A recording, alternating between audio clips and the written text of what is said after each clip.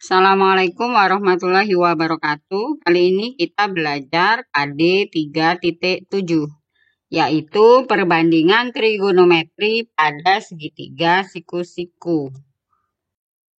Materi yang akan kita pelajari adalah segitiga siku-siku, trigonometri, dan sudut-sudut istimewa. Yang pertama, segitiga siku-siku. Di sini saya mempunyai segitiga ABC yang siku-siku di C. Kita buat segitiganya. Ini adalah tanda siku-siku di C. C kita sebut sebagai hipotenusa atau sisi miring. Jadi kalau saya mempunyai sudut A, maka panjang sisi yang ada di depannya disebut A kecil. Atau panjang BC sama dengan A. Begitu juga kalau sudutnya B, maka depannya panjang sisinya adalah B. Seperti ini, B kecil, huruf kecil. Sedangkan C, di depannya adalah panjang sisinya adalah C kecil, seperti yang ditulis ini. Dan pada segitiga siku-siku berlaku teorema Pitagoras, yaitu hipotenusa kuadrat atau sisi miring kuadrat sama dengan A kuadrat ditambah B kuadrat. Sehingga kalau mencari A kuadrat maka sama dengan C kuadrat min B kuadrat. Demikian juga kalau ditanyakan B kuadrat, maka cara mencarinya adalah C kuadrat dikurang A kuadrat. Perhatikan contoh soal di samping ini. Tentukan panjang sisi segitiga yang belum diketahui. Di sini diketahui panjang CA 6, panjang B 8. Maka yang tidak diketahui adalah sisi miring atau hipotenusa. Atau panjang AB atau panjang C. Maka kita menggunakan rumus teorema Pitagoras. C kuadrat sama dengan A kuadrat tambah B kuadrat. Kita substitusikan 8 dan 6 sehingga kita peroleh C-nya adalah akar 100 atau 10. Sehingga panjang BA adalah 10 cm. Selanjutnya trigonometri. Nah, tadi kita buat segitiga siku-siku di C. Atau segitiga ABC siku-siku di C. Nah, seperti ini. Kalau saya buat sudut A adalah alfa, maka panjang sisi di depannya kita sebut sebagai samping. Sisi yang lain berarti samping.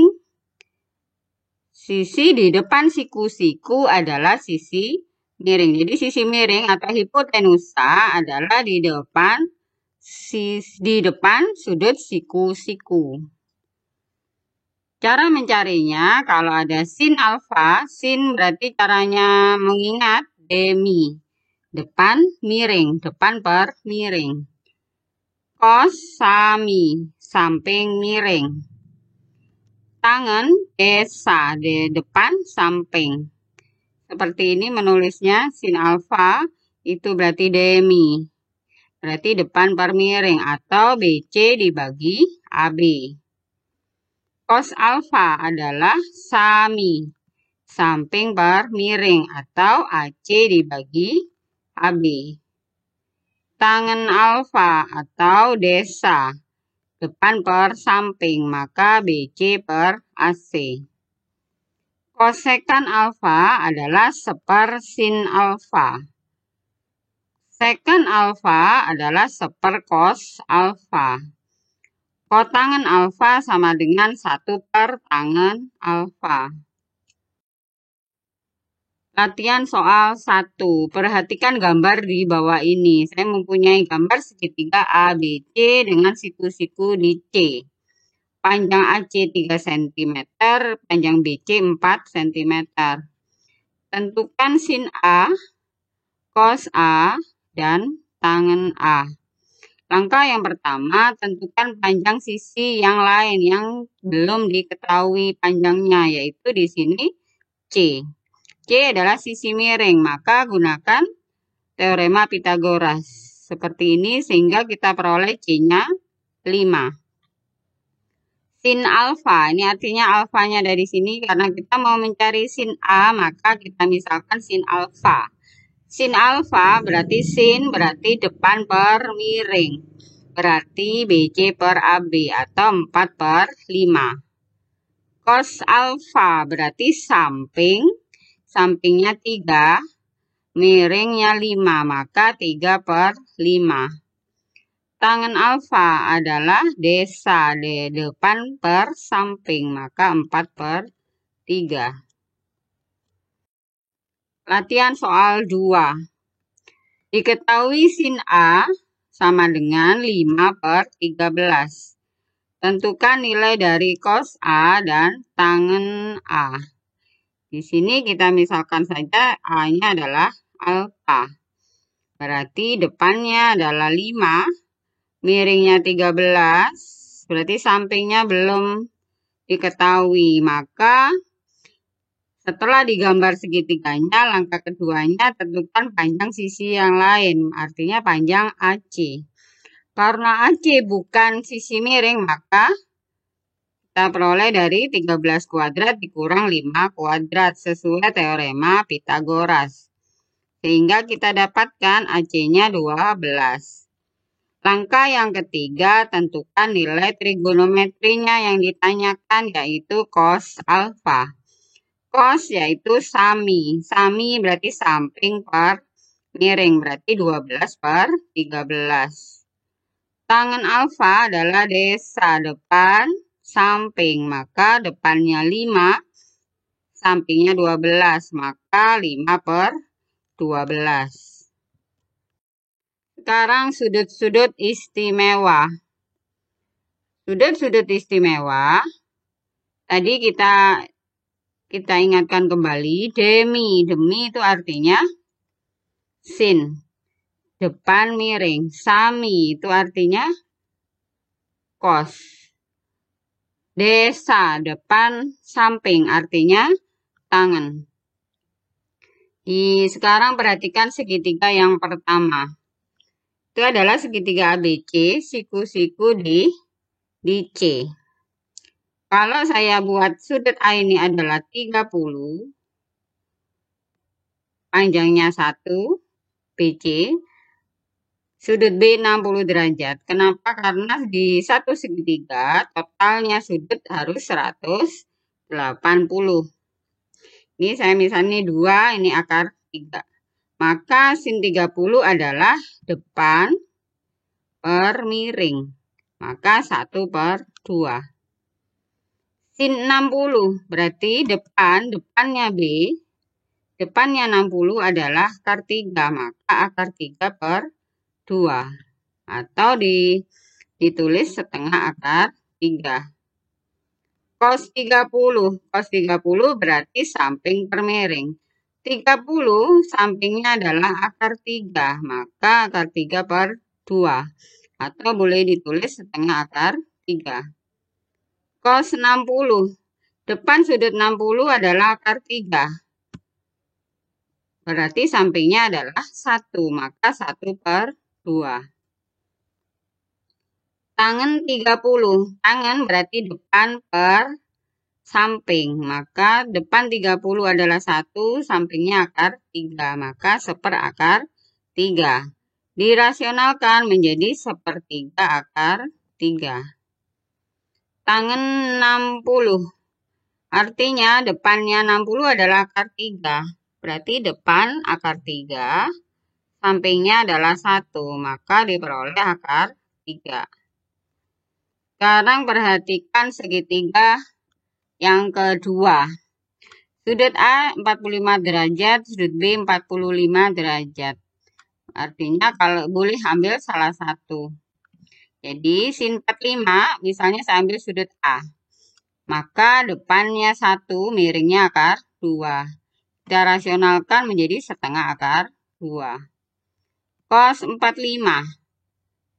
Kalau saya ambil sudut A, maka 1 ini adalah samping. Maka 1/2 juga dirasionalkan menjadi 1/2 akar 2.